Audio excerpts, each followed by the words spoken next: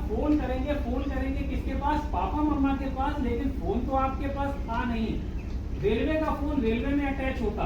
अब आप क्या करोगे? कहां से लाओगे? अच्छा, पुलिस पे बात कर ले। कितने बच्चे ऐसे हैं जो पुलिस को देखकर और वो आके चिल्लाएं क्या है, होता है? अब आप कितने बच्चे ऐसे हैं जो रोने लगेंगे? डरते कितने बच्चे पुलिस से? तो बिल्कुल क्लियर बताना, शर्माने की बात नहीं है। हम जानते हैं जो चीज, डरते तो हम भी है ना।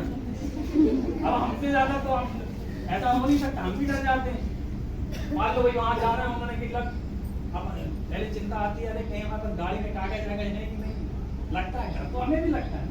तो डरना नेचुरल प्रोसेस है। लेकिन आप एक चीज सोचो कि क्या पुलिस को फोन करना आपके पास एक लास्ट ऑप्शन है अपनी सेफ्टी के लिए? क्योंकि पुलिस तो बाद का ऑप्शन है। सबसे पहली चीज आती है कि हमें अपने पापा मम्मा को ये बताना है कि हम सुरक्षित हैं। तो उसके लिए आपको क्या करना होगा? स्टेशन पे आपको जेन्युइन पैसेंजर ढूंढने। जेन्युइन पैसेंजर कौन होगा? जेन्युइन पैसेंजर कौन होगा? और बताओ तो अभी मैं आपसे, जेन्युइन पैसेंजर कौन होगा? आंटी, दादी, नानी, दीदी, इस प्रकार के लोग, क्योंकि वो महिला हैं। आप महिला हो, आपको लेकिन ध्यान, गुड टच बैड टच का, सेफ्टी का ध्यान आपको उस स्थिति में भी रखना है कि उन्होंने कहा बेटा क्या हो गया, क्या हो गया, अब आप रोने लगे, अरे मैं खो गई, मैं खो गई, मैं खो गई। ये कुछ स्थिति सीधी सी जेन्युइन कस्टमर, आपने जेन्युइन पैसेंजर ढूंढा, जेन्युइन पैसेंजर से एक जेन्युइन बात करिए कि अरे आंटी ये मेरी हेल्प करेगी, वो मेरे पापा अचानक यहीं पे अभी थे और कहीं दिख नहीं रहे हैं, एक मिनट में उनको कॉल कर लूं क्या? हुआ था, कई लोग घूमने गए होंगे, कोई दिल्ली गया होगा, कोई नैनीताल गया होगा, कोई इलाहाबाद गया होगा, कहीं गए नहीं? कहाँ गया कोई बताओ? वैष्णो देवी। चलो एक एग्जाम्पल लेके चले कि गुड़िया गई है वैष्णो देवी। अब वैष्णो देवी यहाँ से भाई कितने किलोमीटर दूर है? कम से कम 1000 किलोमीटर दूर है, मान लें, ठीक है। अब आप लोग वैष्णो देवी गए, वैष्णो देवी पे यात्रा की पर्ची कटाई टिकट काउंटर से, और कहाँ चले आप? यात्रा पे चल दिए। यात्रा पे जब चलते हैं तो क्या सब लोग एक साथ चलते हैं? नहीं हो पाता, क्योंकि बच्चे जो होते हैं वो स्पीड में होते हैं, उन्हें तो पहाड़ों पे चढ़ने में मजा आता है, बहुत तेजी से आगे बढ़ जाते हैं। पापा मम्मा बेचारे धीरे धीरे धीरे धीरे जय माता दी करते हुए चले जा रहे होता है ना। तो अब एक एग्जाम्पल मानो कि कभी आप ऐसे सपोज वहां से आप वैष्णो देवी की यात्रा करके गए, लौट रहे थे, जम्मू स्टेशन पे आए, पापा मम्मा ट्रेन में बैठे, आप भी ट्रेन में बैठ गए थे, तब तक अचानक देखा आपने कि अरे सामने एक कॉमिक्स की दुकान है और आपको वो एक कॉमिक्स बहुत पसंद आई और आप वहां गए। आपने कहा कि पापा बस अभी ट्रेन चलने में 5 मिनट का टाइम है, तब तक हम कॉमिक्स लेके आ जाते हैं। हो सकता है पूरा बना नहीं छोड़ जाते होंगे कि अगर कोई इमरजेंसी हो तो मुझे इस नंबर पे फोन करें। अच्छा, कभी आप लोग घर में अकेले हो और मम्मी पापा का मोबाइल चला रहे हो, व्हाट्सएप चला लेते हो, सब चलाते हो, फेसबुक भी, मैसेंजर भी, तो मान ले व्हाट्सएप तो चला लेते हो क्योंकि वो ऑनलाइन क्लासेस आजकल चल रही हैं तो उसमें ग्रुप खोलना पड़ता है। अच्छा, एक एग्जाम्पल लेके चलो कि आप मोबाइल मम्मा या पापा का आप यूज कर रहे हो, और अचानक उस पर कोई एक अननोन नंबर से एक मैसेज आया कि हेलो सर कहाँ हैं? अब वो किससे पूछ रहा है? मोबाइल किसके पास है? अब आप क्या रिप्लाई करो?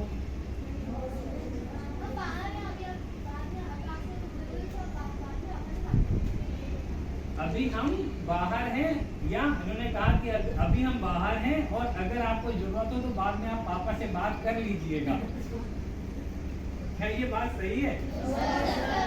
क्योंकि यहाँ आपने सामने वाले को हिंट दे दिया कि ये फोन पापा के पास तो नहीं है, फोन आपके पास है और पापा घर में नहीं है, यानी घर भी खाली है, आप अकेले हो रहा है ना। यानी इससे आपको क्या पता चलता है कि आपको पता भी नहीं चलेगा और सामने वाला व्यक्ति आपको नुकसान पहुंचाने के लिए आइडियाज ढूंढ लेगा। यानी उसको ये आइडिया लग जाएगा कि यार इस समय घर में कोई नहीं है, इस समय घर पर पहुंचा जा सकता है। हो सकता है क्या ऐसा करना चाहिए? यानी अगर आपके पापा मम्मा का मोबाइल यूज कर रहे हो, आपने देखा कि उनके किसी फ्रेंड्स का या अननोन नंबर से कोई मैसेज आया है, तो आपको तो उसे ओपन भी नहीं करना चाहिए। वैसे किसी की पर्सनल बातें पढ़ना या लिखना या देखना कोई अच्छी बात, मैनर्स होता है, बैड मैनर्स होता है ना, तो आप लोग तो गुड मैनर्स सीख रहे हो।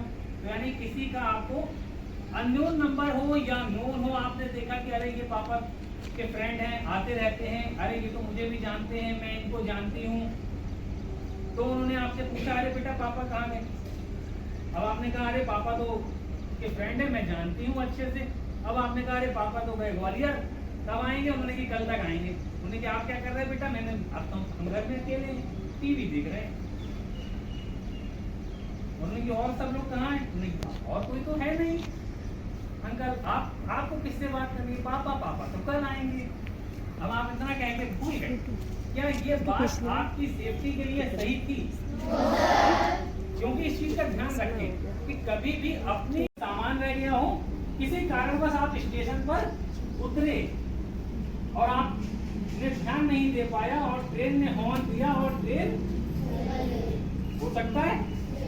अच्छा, ऐसी स्थिति में अब आप स्टेशन पे अकेले रह गए, कितने बच्चे खुशी से नाचने लगेंगे?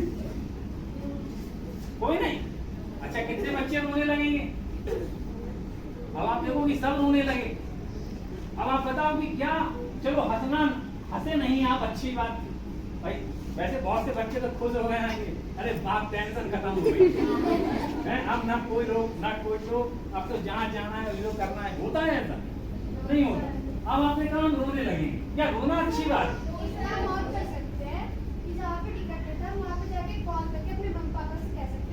इस बात पे हम लोग एक तारीफ देंगे। अब एक एग्जाम्पल जैसे भैया ने कहा कि हम वहां पर जाकर, कहां पर बताया आपने? टिकट काउंटर पे जाके फोन कर सकते हैं। पहली चीज समझें, टिकट काउंटर रेलवे में जब आप किसी पे जाएंगे या रेलवे के किसी भी ऑफिस में जाएंगे, वहां पर जो फोन रखे होते हैं वो phone railway to railway connect होते हैं, सिविलियन में कनेक्ट नहीं होते। अब आप कैसे करेंगे? अभी आते हैं उस पे, अभी तो बात इस पे चल रही थी। नंबर आपके पापा मम्मा का किसको किसको याद नहीं है?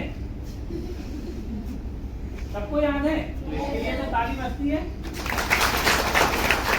क्योंकि पापा का मम्मा का मोबाइल नंबर आपको याद होना चाहिए, ये श्योरिटी है, लेकिन एक आध अदर नंबर और भी याद होना चाहिए। केवल हो सकता है पापा तो ट्रेन पे जा रहे थे, मोबाइल स्विच ऑफ हो सकता है, बैटरी खत्म हो सकती है, हो सकता है ना। अब आप फोन लगाते रहो, जब स्विच ऑफ है तो कहां से लगे? अब ऐसी स्थिति में, क्योंकि ट्रेन में कई बार क्या होता है, सिग्नल भी नहीं मिलते, तो ये चीजें भी तो आपको ध्यान रखनी है कि पापा मम्मा के अलावा भी कोई एक ऐसा मेंबर, ये आपके घर में बड़ी बहन हो सकती हैं, आपकी बुआ, आपके चाचा, आपके तात, कोई भी आपके घर के पड़ोस में रहने वाली कोई पड़ोस वाली दीदी हो सकती हैं, आंटी हो सकती हैं। ये नंबर आपको क्या कहाँ याद होना चाहिए? माइंड में। क्योंकि वहां पे जब आप खो जाओगे तो आपके पास ना डायरी होगी, ना पेन होगा, ना मोबाइल होगा, केवल माइंड होगा। और माइंड में आप जितनी चीजें भर लोगे काम की, देखो बेकार की भी भरते हैं हम लोग कि सुबह से बस कार्टून, यहाँ से गए, बैग देखा, वो कार्टून खोला, उन्होंने की वो कौन से आजकल टी टाइड एंड गो और ये सब आ रहे हैं ना, तो ये सब लोग बच्चे देख रहे हैं आजकल। अगर आप ये सब चीजें भरोगे तो काम की चीजें क्या माइंड में रहेंगी? और आपको माइंड में सबसे पहले अपनी सेफ्टी रखनी। तो आप गए हो ना, अभी कोई आप सुरक्षित थोड़ी हो गए, तो सबसे पहले आपको अपने आप को सेफ करना है। तो ध्यान रखना, जैसे अभी आपने उनके पास, दीदी के पास से फोन लेके आपने किसको बताया था? पापा। अब आपको उसी फोन से एक दूसरा फोन करना है, लेकिन किसके पास? पुलिस। अब पहली चीज तो ये जान लो कि पुलिस आप लोगों के लिए काम नहीं करती।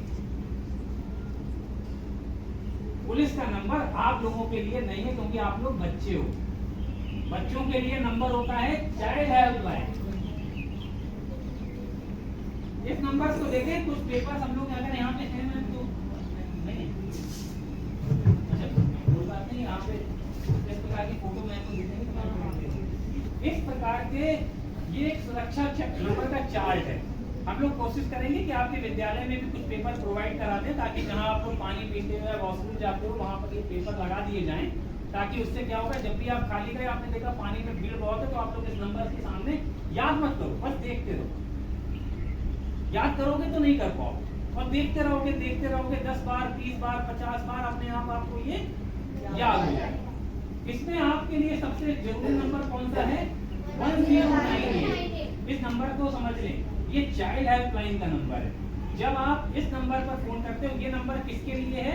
ये नंबर है जिनकी उम्र 18 साल से कम हो, और वो स्टूडेंट्स हो, बच्चे हैं, तो वो बच्चे 1098 पर जब आप कॉल करोगे तो एक महिला अधिकारी आपसे बात करेगी। एक महिला अधिकारी आपसे बात करेंगी, वो आपसे आपका नाम पूछेंगी, आपका एड्रेस पूछेंगी, आपके पापा का नाम, आपके पापा का मोबाइल नंबर, इतनी चीजें तो वो आपसे वेरिफिकेशन में पूछेंगी, क्योंकि उन्हें नोट करना होता है। ये चीजें आपको उन्हें बतानी है, और फिर आपको ये देखना है कि आप जहाँ खड़े हो उस जगह की स्थिति क्या है। जैसे आपने देखा कि हम railway station platform number 1 book stall के सामने, इतनी चीजें देखी ना आपने, तो आपको ये बताना है कि मैम इस समय हम फलाना स्टेशन पे प्लेटफॉर्म नंबर 1 पे इस बुक स्टॉल के सामने, या रेलवे इंक्वायरी के सामने, या किसी बूथ के सामने, जो आप देख पा रहे हो जिससे वो आपको सर्च कर पाए।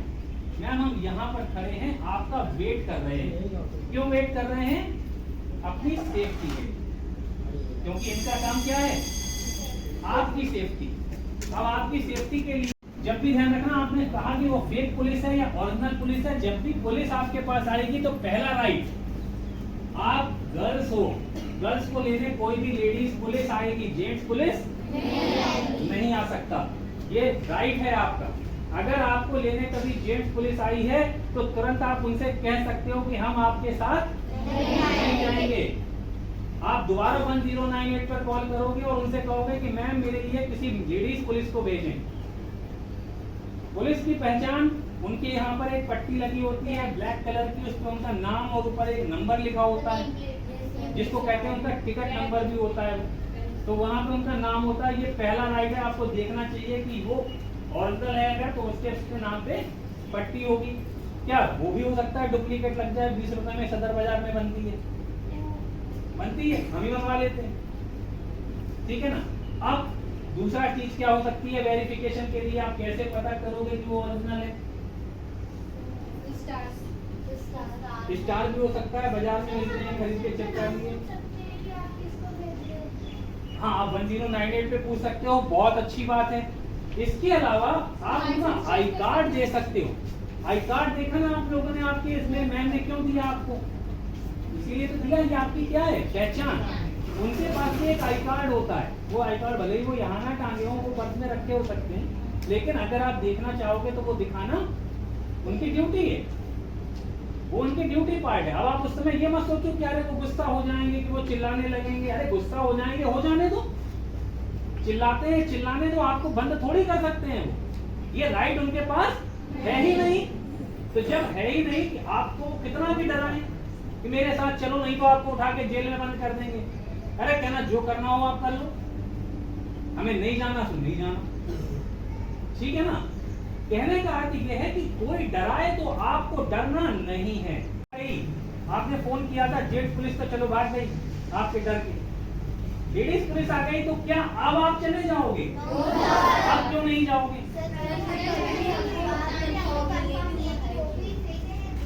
यस, यानी कि अभी भी आपको ये कंफर्म नहीं है कि वो फेक है या तो सबसे पहले वही राइट, उसका आपको साइलेंट वे से आपको उसकी नेम प्लेट देखनी है।